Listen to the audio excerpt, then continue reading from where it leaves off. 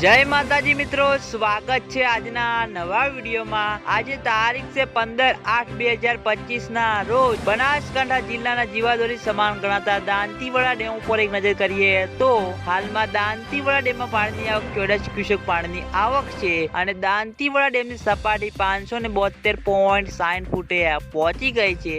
દાંતીવાડા ડેમની ભયાનક સપાટી 604 ફૂટ છે।